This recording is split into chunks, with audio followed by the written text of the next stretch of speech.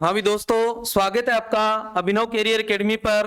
तो अपने आज करने वाले हैं जो प्रकाश हमने किया। कल आपको मैंने कहा था कि प्रकाश के ऊपर हमने विस्तार से चर्चा की। इसको हमने 2 क्लास के अंदर देखा। पहले दर्पण तक देखा और उसके बाद हमने अपवर्तन को जो अपवर्तन में हमने लेंस जो टॉपिक था उसको अलग से देखा था। तो आज अपने इस प्रकार से संबंधित जो पीछे की परीक्षाओं में आए हुए प्रश्न है उनके ऊपर चर्चा करेंगे। साथ ही साथ जो उससे जुड़े हुए महत्वपूर्ण प्रश्न है उनके ऊपर भी चर्चा करने वाले हैं।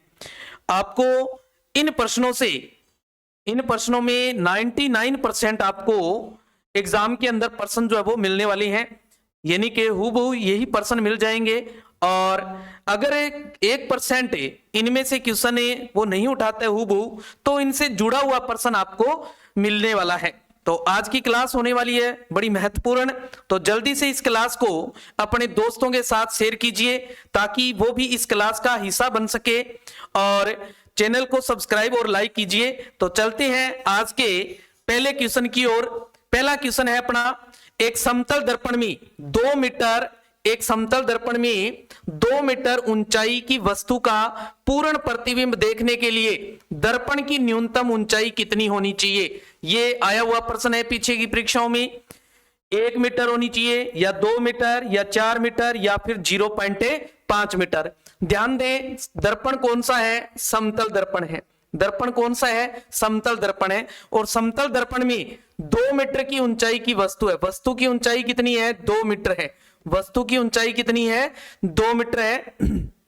में 2 मीटर ऊंचाई की वस्तु का पूर्ण प्रतिबिंब देखने के लिए दर्पण की जो न्यूनतम ऊंचाई है वो क्या होनी चाहिए, यानी कम से कम कितनी होनी चाहिए? तो कम से कम इसकी आधी होनी चाहिए। तो कितना होता है? 1 मीटर। कितना? 1 मीटर ऊंचाई होनी चाहिए। ओके, हाँ जी। दूसरा प्रश्न है, देखो आपके सामने, एक वस्तु 50 डिग्री के कोण पर रखे गए 2 समतल दर्पणों के मध्य रखी गई समतल दर्पण में वस्तु के कितने प्रतिबिंब बनेंगे। यह प्रश्न भी पीछे की परीक्षाओं में पूछा हुआ प्रश्न है। तो आपको मैंने बताया था, जब भी प्रतिबिंब की संख्या ज्ञात करनी हो तो आपने क्या करना है? 360 में थीटा का भाग लगा देना है और माइनस कर देना है 1। तो यहां 360 है बटा में थीटा का मान कितना है? देखो 50 डिग्री और माइनस है 1। तो कितना आ गया? देखो 0 से 0, यानी कि ये बन गया 36 बटा में 5 माइनस 1। 36 में 5 का भाग लगाओ, देखो तो 7 पंजे 35, 1 बच गया, 5 दुए 10, यानी 7.2 माइनस 1 कितना आया? 6.2। मैंने आपको अच्छे से बताया था, जब पॉइंटों में मान आ जाए तो हम आगे वाला जो संख्या होती है वो लेते हैं, यानी कि पहले वाली संख्या नहीं लेंगे। तो इसमें देखो उत्तर कितना आया है? 6.2 आया है। तो दर्पणों की जो प्रतिबिंबों की संख्या होगी वो कितनी होगी? 7 होगी। हमने आगे वाली संख्या लेनी है, ये ध्यान रखना है, आपने आगे वाली संख्या लेनी है। ओके, हाँ जी। नेक्स्ट देखें, तीसरा प्रश्न, खाली स्थान से अधिक प्रबलता का शोर मानव शरीर के लिए कष्टदायक होता है, यानी कि कितनी प्रबलता होगी ध्वनि की जिससे कष्ट होगा मानव को। तो कितनी डेसिबल है? 80 डेसिबल से अधिक। 80 डेसिबल से अधिक अपने अच्छे से जानते हैं। एक उत्तल गोलीय दर्पण से प्रतिबिंब बनता है। देखो दर्पण कौन सा है? उत्तल है। और उत्तल से हमने देखा था कि कौन से प्रतिबिंब बने थे अपने पास? उत्तल दर्पण की बात हो रही है, यहां पर उत्तल दर्पण की बात हो रही है। तो उत्तल दर्पण में हमने देखा था, देखो आभासी और सीधा बना था। देखो कौन से? आभासी और सीधे बनते हैं। आभासी और सीधे बनते हैं, याद रखना है। ओके, हाँ जी। नेक्स्ट प्रश्न है, एक आपतित प्रकाश किरण के लिए यदि दर्पण को थीटा कोण से घुमा दिया जाए, दर्पण को कितना घुमाना है? थीटा कोण से घुमाना है। तो परावर्तित किरण का घुमाव कोण जो है वो कितना हो जाएगा? तो वो देखो घुमाव कोण थीटा कोण से उसको घुमाया है, तो घुमाव कोण कितना हो जाएगा? 2 थीटा हो जाएगा। टोटल कितना हो जाएगा? 2 थीटा हो जाएगा। यानी कि जैसे ही अपने थीटा कोण को उसको घुमाएंगे तो थीटा कोण तो घूम गया आपतन कोण, और थीटा कोण कौन सा घूम गया? परावर्तन कोण। यानी टोटल कितना हो गया? 2 थीटा। ओके, हाँ जी। दूरदृष्टि दोष के मरीज को चश्मा दिया जाता है। मैंने आपको बताया था अच्छे से, दूरदृष्टि दोष देखो अक्षर के हिसाब से देखो ये छोटा है ना, तो कौन सा आएगा? उत्तल लेंस। कौन सा? उत्तल लेंस। कौन सा चश्मा दिया जाता है? उत्तल लेंस का चश्मा है वो दिया जाता है। आपको मैंने अच्छे से बताया था, निकट के लिए कौन सा? निकट के लिए आपने याद रखना है अवतल। कौन सा होता है? अवतल। और दूर के लिए कौन सा है? दूर के लिए उत्तल याद रखना है आपने। दूर के लिए कौन सा? उत्तल याद रखना है। ओके, हाँ जी। नेक्स्ट देख लो, अवतल दर्पण के अत्यंत निकट जब बिंब को रखते हैं तो प्रतिबिंब होता है। अवतल दर्पण की बात हो रही है देखो। और अवतल दर्पण में जो दर्पण के निकट रख रहे हैं अपने, दर्पण के क्या रख रहे हैं? निकट रख रहे हैं। तो अवतल दर्पण में हमने देखा था जब निकट रखते हैं, जब अपने निकट रखते हैं तो प्रतिबिंब कैसा बनता है? आभासी बनता है, सीधा बनता है और बड़ा बनता है। देखो क्या बनता है? बड़ा बनता है। ध्यान रखना है, क्या बनता है? बड़ा बनता है। ओके, हाँ जी। एक वस्तु आर त्रिज्या वृत्त पर गतिमान है, यानी कि आर त्रिज्या का कोई वृत्त है, जैसे ये वृत्त है मान लो, और इसे की त्रिज्या जो है वो कितनी है? आर है। इसकी त्रिज्या जो है वो कितनी है? आर है। ध्यान दे, जब यह अर्धवर्त पूरा करता है, यानी कि यहां से चला मान लो और यहां से चलते चलते ये पहुंच गया इस अर्धवर्त तक, यहां तक पहुंच गया, समझ गए? यहां तक पूरा करती है तो इसके द्वारा तय की गई दूरी और विस्थापन कितना होगा? अपने अच्छे से जानते हैं दूरी, इसके द्वारा ये जितनी दूरी चलता है ये यानी कि उस पथ की लंबाई आती है, मार्ग की लंबाई ही दूरी होती है ना? तो मार्ग की लंबाई देखो, इस पूरे जो वृत्ताकार पथ है इसकी लंबाई जो होती है वो कितनी होती है? 2 पाई आर होती है। हम परिधि जो जिसको बोलते हैं अपने, देखो क्या बोलते हैं? परिधि 2 पाई आर होती है। तो आधी है, आधी कितनी हो जाएगी? पाई आर हो जाएगी। देखो यानी कि दूरी तो कितनी आ गई इसकी? पाई आर आ गई। देखो दूरी तो कितनी आ गई?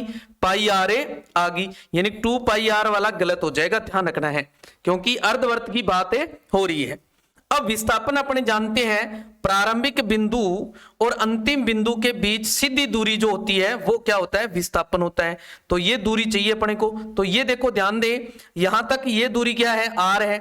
इधर भी ये त्रिज्या है आर, ये होगी तो आर और आर कितनी हो जाएगी? 2r। तो कौन सी? इसमें तो आर है और इसमें देखो 2r है, तो कौन सा सही हो जाएगा? पाई आर तो दूरी हो जाएगी और 2r क्या आ जाएगा? उसका विस्थापन आ जाएगा। ओके, हाँ जी। नेक्स्ट देख लो, लकड़ी की एक चम्मच को आइसक्रीम के प्याले में डुबोया जाता है, इसका दूसरा सिरा विकिरण की प्रक्रिया के कारण ठंडा हो जाएगा? नहीं, विकिरण प्रक्रिया इसमें नहीं लगेगी। संवहन की प्रक्रिया के कारण ठंडा हो जाएगा? संवहन प्रक्रिया में तो नीचे की ओर जाता है, ये भी नहीं। चालन की प्रक्रिया के कारण ठंडा हो जाएगा? चालन प्रक्रिया भी नहीं है, ठंडा नहीं होगा। हाँ, ठंडा नहीं होगा, ये किसी भी तरीके से ठंडा नहीं होगा, ध्यान रखना है। ओके, हाँ जी। नेक्स्ट है, यदि दिए गए चित्र में x का मान होगा, ये आपको कोई चित्र दे रखा है और इस चित्र में ये एग्जाम में पूछे हुए प्रश्न कर रहे हैं अपनी, तो ये पूछा हुआ था। देखो यहां आपको ये देखो आपतित किरण है और ये परावर्तित किरण है, देखो, और ये अभिलंब किरण है। इसके बीच में ये कोण 30 डिग्री दे रखा है, जिसको अपने क्या बोलते हैं? आपतन कोण बोलते हैं। याद करो क्या बोलते हैं? आपतन कोण। और ये जो x दे रखा है ये कौन सा कोण है? परावर्तन कोण है। देखो कौन सा कोण है? परावर्तन कोण है। हमने पढ़ा था कि आपतन कोण जो होता है वो परावर्तन कोण के क्या होता है? बराबर होता है। आपतन कोण जो है वो बराबर होता है किसके? परावर्तन कोण के। किसके बराबर होता है? परावर्तन कोण के क्या होता है? बराबर होता है। तो आपतन कोण अपने पास 30 डिग्री है, तो परावर्तन भी कितना होगा? 30 डिग्री होगा। कितना होगा? 30 डिग्री होगा। समझ गए? हाँ जी। नेक्स्ट देख लो, एलईडी प्रकाश उत्सर्जित करता है। एलईडी के अंदर जो प्रकाश होता है वो किस प्रकार का होता है? केवल हरा रंग, केवल लाल रंग, केवल पीला रंग। तो एलईडी के अंदर हम अलग अलग देखते हैं, देखो लाल रंग वाली भी होती है, हरे रंग भी होती है और पीले रंग वाली भी होती है। तो ये सारे रंग जो है वो क्या कर सकते हैं? ये उत्सर्जित कर सकते हैं, ध्यान रखना। ये भी पूछे हुए प्रश्न कर रहे हैं अपनी। हाँ जी। एलईडी का पूरा नाम, एलईडी का पूरा नाम, एलईडी प्रकाश उत्सर्जक डोल। डोल नहीं होता है, देखो ढोल गलत हो गया। प्रकाश उत्सर्जक डायनमो नहीं, प्रकाश उत्सर्जक ड्रम नहीं, प्रकाश उत्सर्जक डायोड। हाँ, एलईडी का जो पूरा नाम है वो क्या है? प्रकाश उत्सर्जक डायोड होता है। ओके, हाँ जी। नेक्स्ट देख लो, समतल दर्पण द्वारा बनाया गया प्रतिबिंब होता है। समतल दर्पण की बात हो रही है। देखो, समतल दर्पण के द्वारा जो प्रतिबिंब बनता है वो कैसा होता है? आभासी दर्पण के पीछे तथा आवर्धित। आवर्धित नहीं होता है। देखो, आवर्धित गलत बात होगी, देखो, है ना। आभासी दर्पण के पीछे बिंब के साइज के बराबर, हाँ ये हो सकता है। देखो, बिंब के साइज के बराबर होता है समतल में। वास्तविक, वास्तविक तो होता ही नहीं है, वास्तविक तो होता ही नहीं है, तो ये वैसे ही गलत हो गए। तो कौन सा रह गया अपने पास? बी ऑप्शन है राइट हो जाएगा। देखो, कौन सा? बी ऑप्शन है राइट हो जाएगा। ओके, हाँ जी। नेक्स्ट देख लो, वस्तुओं में से प्रकाश गुजरने के आधार पर कितनी वस्तुएं होती है? मैंने आपको अच्छे से बताया था, वस्तुएं जो है वो 3 प्रकार की थी, पारदर्शी वस्तुएं और अपारदर्शी वस्तुएं और पारभासी वस्तुएं। कितने प्रकार की देखी थी हमने? 3 प्रकार की वस्तुएं देखी थी जिनसे प्रकाश जो है वो गुजरता है। ओके, हाँ जी। यहां वो क्वेश्चन भी है। देखो, वस्तुओं में से प्रकाश गुजरने के आधार पर वस्तुओं के प्रकार पारदर्शी भी होती है, अपारदर्शी भी होती है और पारभासी भी होती है, यानी कि ये तीनों ऑप्शन सही है। ओके, हाँ जी, ध्यान रखना है। पारदर्शी वस्तुएं भी होती है अपारदर्शी में और पारभासी भी होती है, ध्यान रखना है। ओके, ग्रहण कितने प्रकार के होते हैं? देखो, हमने ग्रहण पढ़ा था। ग्रहण कितने प्रकार के होते हैं? 2 प्रकार के होते हैं। कितने प्रकार के पढ़े थे हमने? 2 प्रकार के पढ़े थे, एक सूर्य ग्रहण और एक है चंद्र ग्रहण।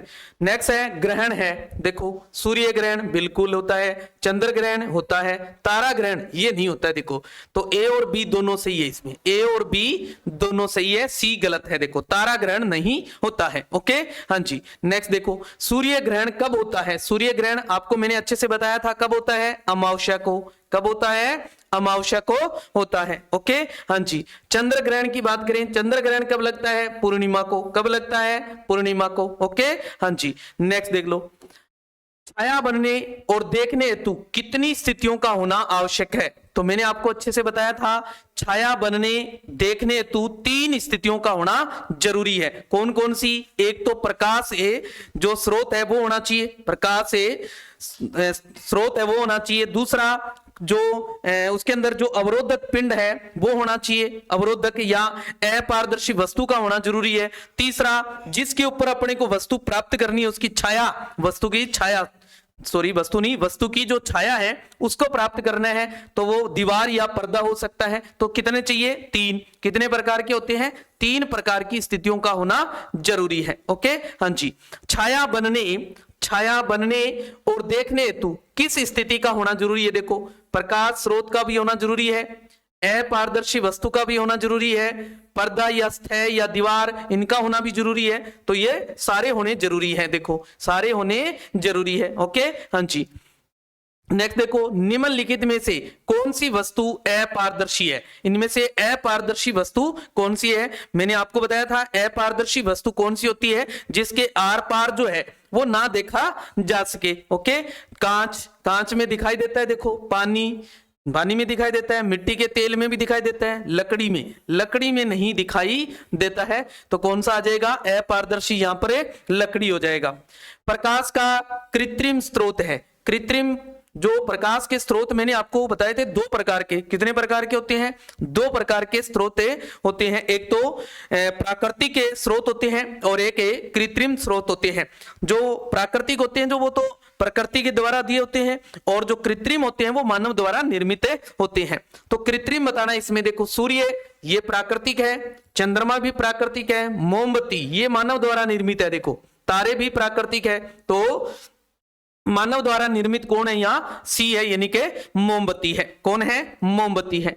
पारदर्शी है, इनमें से पारदर्शी बताना है कौन है? कांच पारदर्शी होता है। देखो, आर पार है, उसमें जो प्रकाश है उसको देख सकते हैं अपनी। और वायु है, साफ जल है, तो ये सारे आ जाएंगे। ये सारे क्या है? पारदर्शी है। पारभासी बताया था आपको मैंने। पारभासी में आपको बताया था घिसा हुआ कांच, तेल या चिकनाई लगा बटर पेपर, बटर पेपर सीधा भी ले सकते हैं। तो ये सारे के सारे क्या है, पारभासी वस्तुओं के उदाहरण है। पारभासी वस्तुओं के क्या है, उदाहरण है। ओके, हाँ जी। नेक्स्ट देख लो, वस्तुओं को देखने के लिए आवश्यक है अंधेरा, प्रकाश, या ए और बी दोनों, या इनमें से कोई नहीं। तो किसी भी वस्तु को देखने के लिए हमें क्या चाहिए, प्रकाश ही चाहिए। क्या चाहिए, प्रकाश की जरूरत होती है ना, प्रकाश से आवश्यक होता है, अंधेरे की कोई जरूरत नहीं है। ओके, हाँ जी। नेक्स्ट देखें, ऐसी वस्तुएं जो सूर्य की तरह समय भी प्रकाश का उत्सर्जन करती है क्या कहलाती है, क्या कहलाती है, दीप्ति पिंड, छाया, परछाया। तो क्या कहलाते हैं वो पिंडे, दीप्ति पिंडे कहलाते हैं, ध्यान रखना है। यानी कि ये महत्वपूर्ण प्रश्न पीछे की परीक्षाओं में पूछे हुए प्रश्न थे, उनके ऊपर चर्चा की हमने।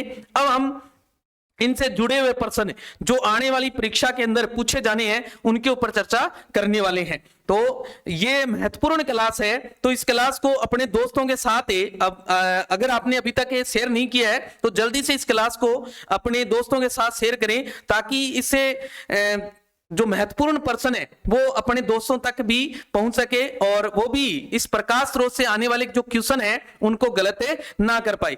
ओके, हाँ जी। देखो, प्रकाश हमेशा गमन करता है। देखो, प्रकाश किस तरीके से गमन करता है, टेढ़ी रेखा में नहीं, वक्र रेखा में नहीं, सीधी रेखा में गमन करता है। किस रेखा में, सीधी रेखा में। मैंने आपको अच्छे से बताया, प्रकाश एक सीधी रेखा में गमन करता है। ओके, निम्न में से पारभासी वस्तु का उदाहरण है, पारभासी वस्तु, पारभासी वाला बताना है। वॉलपेपर नहीं, बटर पेपर, हाँ ये पारभासी वस्तु का उदाहरण है, ध्यान दें। बटर पेपर क्या है, पारभासी वस्तु का उदाहरण है। निम्न में से पारदर्शी वस्तु का उदाहरण बताना है। कौन सी वस्तु का, पारदर्शी वस्तु का उदाहरण बताना है। लकड़ी अपारदर्शी होता है, पत्थर भी अपारदर्शी है, गत्ता भी अपारदर्शी है। देखो, तो इनमें से कोई नहीं है ऐसा जो पारदर्शी हो। ये तीनों के तीनों क्या है, अपारदर्शी है। देखो, तीनों के तीनों क्या है, अपारदर्शी वस्तुओं के उदाहरण है, ध्यान दें। ये तीनों के तीनों क्या है, अपारदर्शी है, ध्यान दें। ओके, हाँ जी। प्रकाश के कितने स्रोत हैं, प्रकाश के कितने स्रोत हैं, मैंने आपको अच्छे से बताया। प्रकाश के दो स्रोत हैं। कितने हैं, दो हैं। कितने स्रोत हैं, दो स्रोत हैं। कौन कौन से, एक तो प्राकृतिक, एक तो कौन सा है, प्राकृतिक स्रोत है, और एक कौन सा है, मानव निर्मित है। एक कौन सा है, मानव निर्मित है, मानव निर्मित, जिसे अपने कृत्रिम नाम से भी जानते हैं, ध्यान रखना है। ओके, हाँ जी। मानव निर्मित और प्राकृतिक दो होते हैं। नेक्स्ट है, प्राकृतिक प्रकाश स्रोत क्या है, सूर्य, जुगनू, तारे, उपयुक्त सभी। देखो, सूर्य भी प्राकृतिक है, जुगनू भी क्या है, प्राकृतिक है, तारे भी क्या है, प्राकृतिक है। मानव ने तो नहीं बनाया इनको, है ना। तो ये सारे के सारे क्या है, प्राकृतिक स्रोत हैं। प्रकाश के स्रोत होते हैं, प्रकाश के स्रोत अभी बताया मैंने, प्राकृतिक स्रोत और कृत्रिम स्रोत दो होते हैं। प्राकृतिक और कृत्रिम दो स्रोत होते हैं, ध्यान रखना है। ओके, हाँ जी। प्रतिबिंब कितने प्रकार के होते हैं, ये भी मैंने अच्छे से बताया। प्रतिबिंब कितने प्रकार के थे, दो प्रकार के। कौन कौन से, वास्तविक और आभासी। वास्तविक और आभासी प्रतिबिंब दो प्रकार के प्रतिबिंब थे। तो प्रतिबिंब का प्रकार, ये देखो यहां प्रश्न ले लिया, प्रतिबिंब का प्रकार आभासी, वास्तविक, यानी दोनों होते हैं। आभासी कौन से, जो पर्दे पर प्राप्त नहीं कर सकते हैं अपने, और वास्तविक कौन से, जिनको पर्दे पर प्राप्त कर सकते हैं। ओके, हाँ जी, ध्यान रखना है।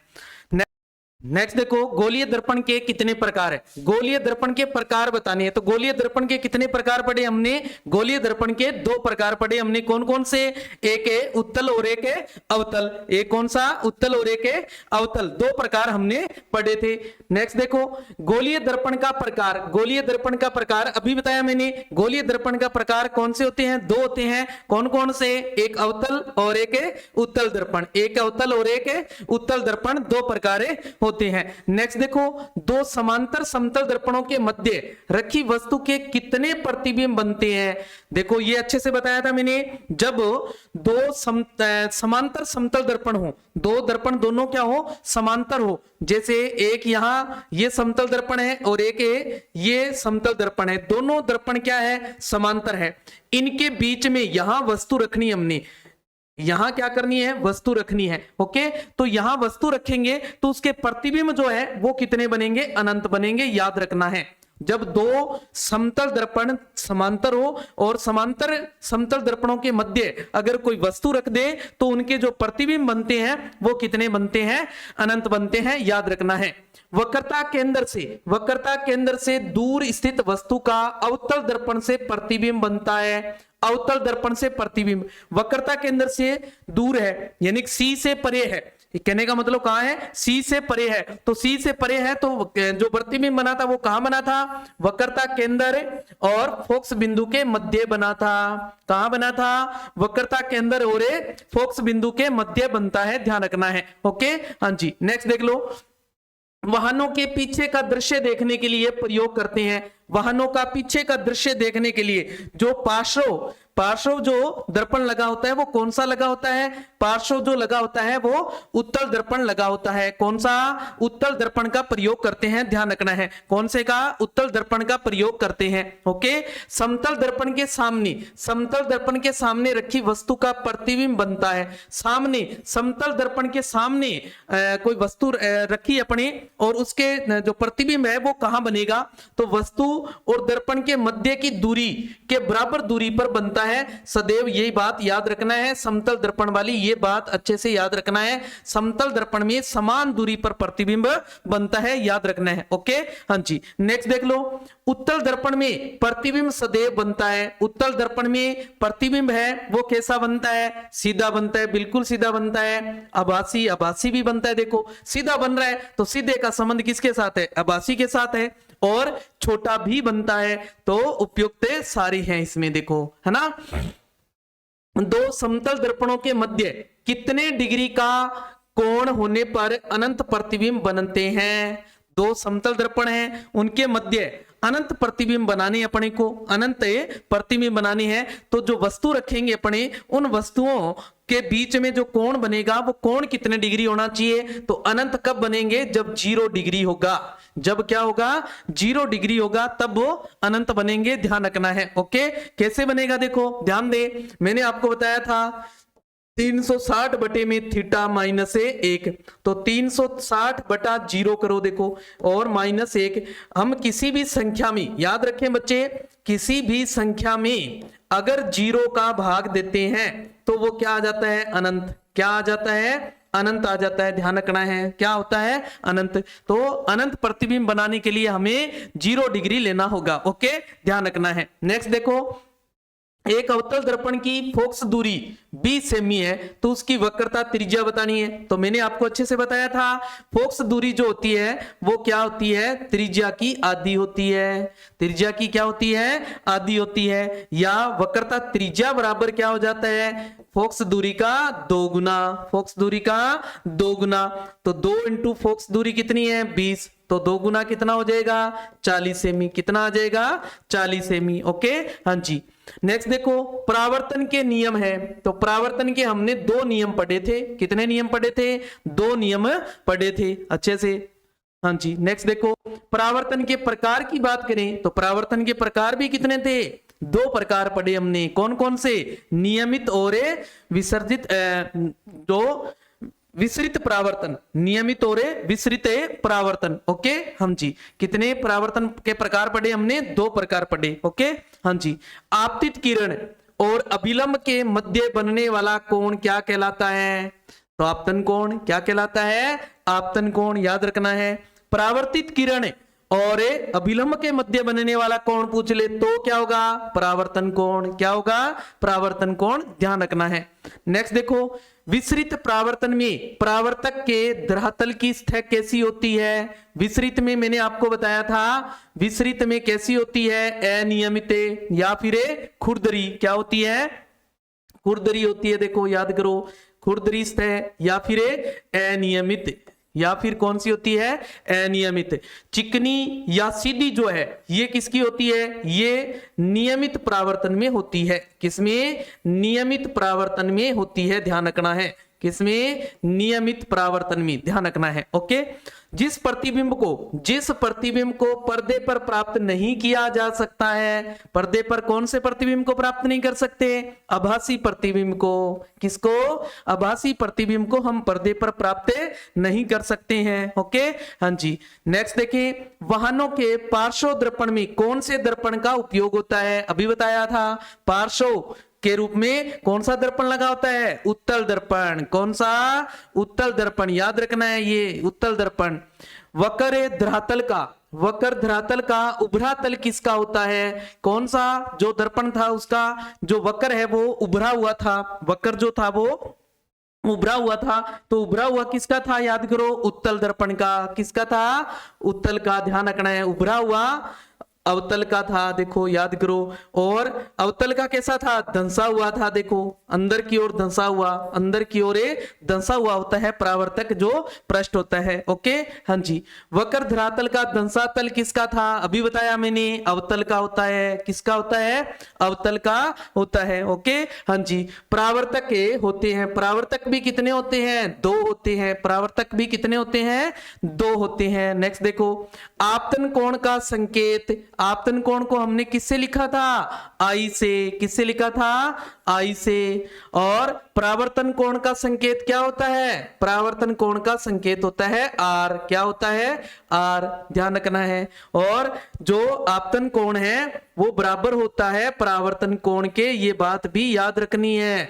आपतन कोण जो है वो परावर्तन कोण के क्या होता है? बराबर होता है। परावर्तन कोण के क्या होता है? बराबर होता है, यानी कि आई जो है वो आर के बराबर होता है, याद रखना है। ओके, हाँ जी। नेक्स्ट देखो, अवतल दर्पण का उपयोग, अवतल दर्पण का उपयोग देखना है हमने चेहरा देखने में, बिल्कुल है। सौर चूल्हों में, बिल्कुल है। दंत विशेषज्ञ द्वारा, हाँ जी। तो इन सब में क्या किया जाता है? अवतल दर्पण का प्रयोग होता है। ओके, हाँ जी। उत्तल दर्पण का उपयोग की बात करें तो वाहन के पार्श्व के रूप में, बिल्कुल है। वस्तु का सीधा प्रतिबिंब बनाने के लिए, बिल्कुल है। दृष्टि क्षेत्र बहुत अधिक है लाने के लिए भी इसका, अगर दृष्टि क्षेत्र बहुत बड़ा है, यानी देखने वाला क्षेत्र जो है वो बहुत बड़ा है, उसको सीमित क्षेत्र में यानी छोटे क्षेत्र में देखना चाहते हैं तो भी हम किसका प्रयोग करते हैं? उत्तल दर्पण का प्रयोग करते हैं। तो उपयुक्त सभी आ जाएगा इसमें भी, हाँ जी। नेक्स्ट देखो, आपतन कोण और परावर्तन कोण का मान सदैव बना होता है, बराबर है। अभी बताया मैंने, आपतन कोण का मान परावर्तन कोण के क्या होता है? बराबर होता है। इंद्रधनुष किसके कारण बनता है? अपवर्तन और परिक्षेपण के कारण, प्रकीर्णन या अपवर्तन के कारण, विवर्तन या अपवर्तन के कारण, अपवर्तन या आंतरिक परावर्तन के कारण। तो मैंने अच्छे से बताया था, पहली बात तो अपवर्तन के कारण क्या होता है? इंद्रधनुष बनता है, यानी कि इंद्रधनुष से बनता है, यानी कि जो अपना पानी की जो बूंद होती है वो बूंद क्या करती है? एक प्रिज्म की भांति कार्य करती है, और उसके ऊपर जैसी प्रकाश किरण गिरती है तो वो अपवर्तित हो जाती है। ओके, हाँ जी। एक तो अपवर्तन होता है, और अंदर की तरफ उसमें क्या होता है? अंदर वाली साइड में परावर्तन होता है, जिसको हमने आंतरिक परावर्तन कहा था। क्या कहा था? आंतरिक परावर्तन। तो याद रखना है, इंद्रधनुष किसके कारण बनता है? अपवर्तन और आंतरिक परावर्तन के कारण। कुछ परिवहन वाहनों में अतिरिक्त पीली बत्तियां लगी होती है, ऐसा क्यों किया जाता है? यानी कि जो पीली बत्तियां लगी होती है वो किसके कारण लगाते हैं, किस लिए लगाते हैं, ये बताना है। बत्ती पीली होने से वाहन सुंदर दिखाई पड़ता है ना। पीली बत्ती कम विद्युत ऊर्जा खर्च करती है। पीला प्रकाश कोहरे को भेदता है, जिससे सड़क साफ दिखाई देती है। अतः कोहरे वाले रातों में पीली बत्ती का काम में लेते हैं। पीला प्रकाश सड़क पर चलते हुए आदमी की आंखों में चमक उत्पन्न करता है। तो ध्यान दें कौन सा होगा? देखो ये तो क्या है, एक यानी कि पीली बत्ती होने से वाहन सुंदर दिखाई पड़ता है ना। और पीली बत्ती देखो कई बार हाँ भी सुंदर ही दिखाई देता है, मान ले भी ये कर दे, है ना। तो ऐसा नहीं है, ध्यान रखना है। जो पीला प्रकाश होता है वो कोहरे को क्या कर देता है? भेद देता है, और भेदने के कारण जो सड़क होती है वो साफ दिखाई देती है। और ये अधिकतर जो कोहरे वाली रात होती है उन दिनों में या उन रातों के अंदर, जो रातों में चलते हैं, कोहरे वाली रातों में जो वाहन चलाते हैं उनके वाहनों में ये जो पीली बत्ती है वो लगी होती है। तो ध्यान रखना है। ओके, हाँ जी। नेक्स्ट देखो, श्याम पट का काला दिखाई देता है। श्यामपट जो होता है वो काला दिखाई देता है, क्यों? वह हरे रंग का परावर्तन कर देता है, वह किसी रंग का परावर्तन नहीं करता है, वह काले रंग का अवशोषण करता है, वह काले रंग का परावर्तन करता है। तो जो काले रंग का श्यामपट होता है वो किसी भी रंग का परावर्तन नहीं करता है, इसलिए उसका काला रंग लगाया जाता है ताकि वो किसी भी रंग का परावर्तन ना करे। तो नहीं तो देखने वाले को जो रंग होंगे, यानी जैसे अब इस बोर्ड के ऊपर बात करें, आपको अगर दूर से देखेंगे यहाँ पे तो आपको इस जो रंग है अलग अलग, ये रंग अलग अलग आपको क्या होंगे, परावर्तित होते हुए, यानी कि अलग अलग कलर में दिखाई देने शुरू हो जाएंगे, यानी कि ये फैल जाएंगे, क्या हो जाएंगे, फैल जाएंगे। और जो काला रंग है वो किसी भी रंग का परावर्तन नहीं करता है, जिसके कारण जो भी अपने लिखेंगे उसको सफेद लिखेंगे उसके ऊपर, तो वो सफेद भी दिखाई देता है। ओके, हाँ जी। 3 रंग मूल रंग है, ये कौन से थे? देखो मूल रंग कौन से? आरजीबी याद रखना है। कौन से? आरजीबी याद रखना है। कौन सा? आरजीबी याद रखना है। आरजीबी हमारे क्या थे? मूल रंग थे। माइक्रोस्कोप के लेंस निम्न प्रकार के होते हैं। माइक्रोस्कोप के अंदर जो लेंस लगा होता है वो किस प्रकार का लगा होता है ये बताना है। भी उत्तल लेंस होता है या अवतल होता है, या अवतल और उत्तल दोनों होते हैं, या फिर समतल होता है? तो अपने अच्छे से जानते हैं माइक्रोस्कोप के अंदर जो लेंस लगा होता है वो कौन सा होता है? उत्तल लेंस का प्रयोग होता है। मैंने इसके ऊपर पूरी क्लास लगाई है माइक्रोस्कोप के ऊपर, तो पीछे आप अगर थ्योरी वाली क्लास है वो किसी विद्यार्थी ने नहीं लगा रखी अभी तक तो पहले वो प्ले लिस्ट में जाके थ्योरी की 2 क्लासें हैं इससे प्रकाश से संबंधित, उन क्लासों को लगाई। आपको ये सारा का सारा मेथड जो है वो चुटकियों में हल आ जाएगा और तैयार हो जाएगा। और उसके बाद आप इसके सेट लगाओ, आप क्वेश्चन का जवाब जो है वो चुटकियों में देंगे। हाँ जी। आकाश नीला दिखाई देता है प्रकिरणन के कारण, परावर्तन के कारण, अपवर्तन के कारण, या फिर पूर्ण आंतरिक के परावर्तन के कारण, यानी किसके कारण जो है वो अपने को आकाश जो है वो नीला दिखाई देता है? तो मैंने बताया था प्रकिरणन के कारण क्या होता है, आकाश से नीला दिखाई देता है।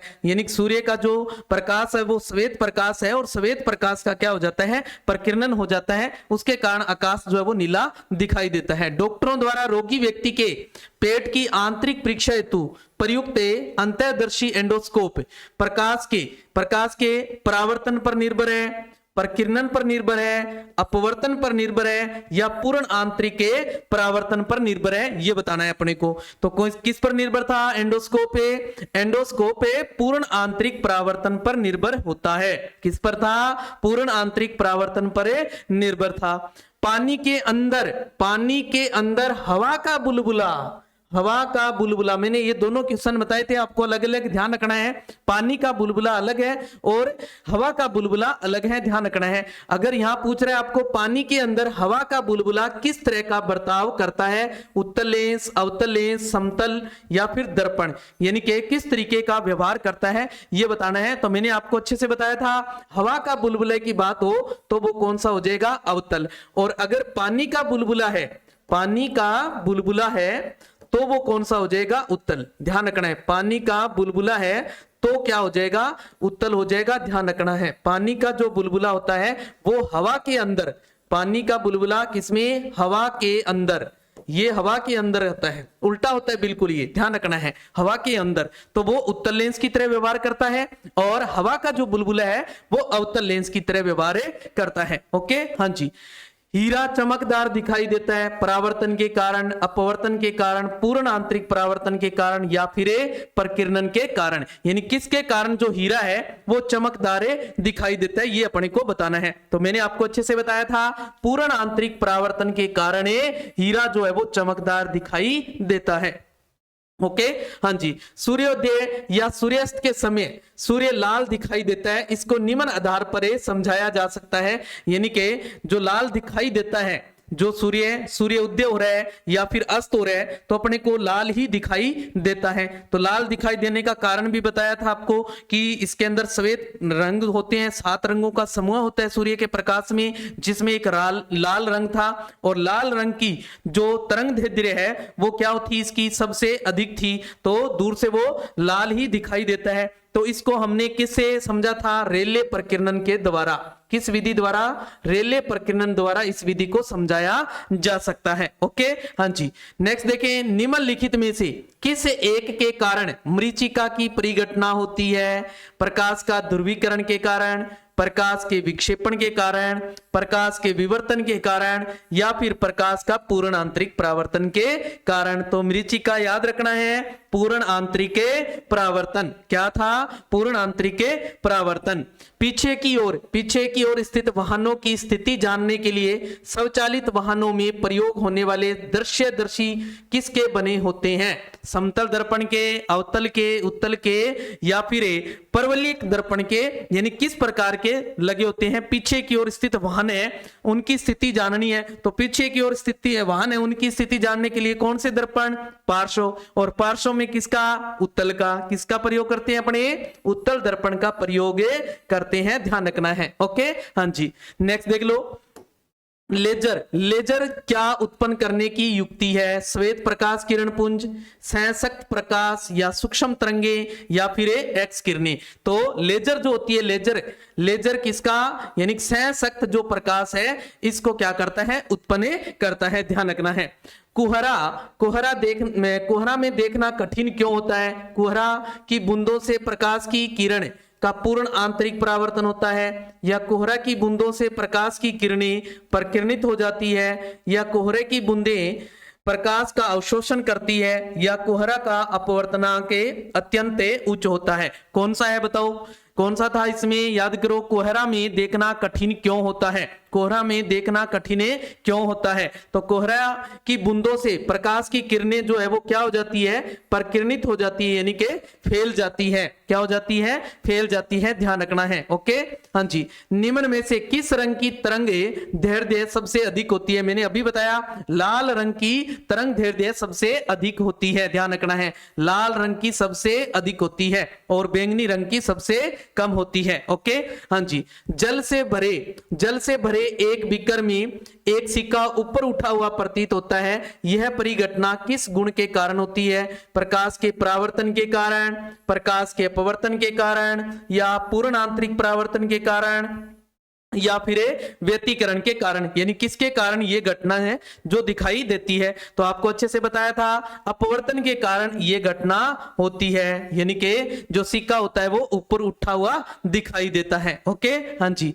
नेक्स्ट है, प्रकाश का वेग सर्वाधिक किसमें होता है? प्रकाश का सर्वाधिक वेग निर्वात में होता है, ध्यान रखना है। और सर्वाधिक जो वेग है वो प्रकाश का किसमें होता है? निर्वात में होता है। और ध्वनि का सर्वाधिक जो सबसे कम की बात करें तो निर्वात में है। ध्वनि का कम होता है, ध्वनि का सबसे कम है इसमें। सबसे कम जो है वो किसमें होता है? ध्वनि का वेग सबसे कम निर्वात में होता है, और सबसे ज्यादा प्रकाश का वेग जो है वो निर्वात में होता है, उल्टा होता है, ध्यान रखना है। प्रकाश के अपवर्तन की क्रिया में कौन सी भौतिक राशि अपरिवर्तित रहती है? आपको अच्छे से बताया था, वेग भी बदलता है। देखो, तरंग दैर्ध्य ये भी बदलती है, देखो अलग अलग है, रंगों की अलग अलग थी। आवर्ती जो है ये नहीं बदलती है, आवर्ती जो है वो नहीं बदलती है। ओके, हाँ जी। डायप्टर मात्रक है, डायप्टर किसका मात्रक था? फोकस दूरी का, या फिर आवर्धन का, या लेंस की शक्ति का, या विभेदन क्षमता का? तो किसका मात्रक है डायप्टर? लेंस की शक्ति का, जिसे किससे लिखते हैं अपने? डी से लिखते हैं। किससे लिखते हैं? डी से। किसी प्रिज्म से प्राप्त 7 रंगों की पट्टिका में मध्य रंग जो था वो कौन सा था? याद करो, आपको मैंने ट्रिक बताई थी, बेंजा नी है पी नाला। ओके, बेंजानी हैप्पी नाला। तो बीच का मध्य रंग बताना है, तो मध्य रंग देखो है मतलब हरा। कौन सा रंग था? हरा रंग था। ओके, हाँ जी, याद रखना आपने। नेक्स्ट देखें, निकट दृष्टि दोष को दूर करने हेतु किस लेंस का प्रयोग करते हैं? निकट दृष्टि, निकट में देखो 3 अक्षर है, दूर में 2 थे, निकट वाला बड़ा है तो बड़े वाला कौन सा था? अवतल। कौन सा था? अवतल था। और अवतल में दोनों जो होते हैं वो क्या होते हैं? अवतल में दोनों जो होते हैं वो इस तरीके के थे, देखो ये अवतल था। ओके, ये क्या था? अवतल था। यानी दोनों पृष्ठ क्या होते हैं? अवतल होते हैं उसको हमने क्या नाम दिया था? उभयावतल। क्या नाम दिया था? उभयावतल नाम दिया था। ओके, हाँ जी। घड़ी साज घड़ी के छोटे पुर्जों को देखने के लिए किसका उपयोग करता है? समतल कांच का, समतल दर्पण का, अवतल लेंस का, या फिर उत्तल लेंस का। यानी कि घड़ी साज जो होता है वो घड़ी के जो छोटे पुर्जे होते हैं उनको देखने के लिए किसका प्रयोग करता है? उत्तल लेंस का। किसका प्रयोग करता है? उत्तल लेंस का प्रयोग करता है, ध्यान रखना है। ओके, हाँ जी। नेक्स्ट देख लें, संध्या के समय सूर्य कुछ देर से अस्त हुआ प्रतीत होता है, इसका कारण था परावर्तन, विवर्तन, विसरण या अपवर्तन। तो क्या था? अपवर्तन के कारण ऐसा प्रतीत होता है। निकट दृष्टि दोष या मायोपिया को निम्नलिखित में से किसका प्रयोग करके ठीक किया जा सकता है? तो ये अभी बताया आपको मैंने। निकट दृष्टि किसके लिए? अवतल लेंस लगाते हैं। क्या लगाते हैं? अवतल लेंस से लगाते हैं। निकट दृष्टि दोष से पीड़ित, वो सेम आ गया, तो अवतल लेंस से प्रयोग करते हैं। तो ये थे इससे जुड़े हुए जो महत्वपूर्ण प्रश्न बनते हैं, उन प्रश्नों के ऊपर हमने डिस्कस की, जिनमें हमने प्रारंभ में उन प्रश्नों के ऊपर चर्चा की जो पीछे की परीक्षाओं में पूछे हुए प्रश्न थे, और उसके बाद उनसे जुड़े हुए जो प्रश्न बनते हैं महत्वपूर्ण है इस टॉपिक से, उनके ऊपर चर्चा की। मैंने आपको कल भी कहा था अपने एक इसके ऊपर जो क्लास है वो रखने वाले हैं जो न्यूमेरिकल पूछे जाते हैं इसके अंदर। जैसे प्रारंभ में हमने 2 न्यूमेरिकल देखे छोटे छोटे, वैसे न्यूमेरिकल भी कई बार एग्जाम में पूछ लिए जाते हैं, तो उस न्यूमेरिकल के ऊपर भी एक क्लास अलग से रखने वाले हैं। मैंने कहा था आपको या तो इसी के साथ देख लेंगे या फिर अलग से उसको लगा दिया जाएगा, तो इसके साथ नहीं, उसको अलग से देखेंगे अपने।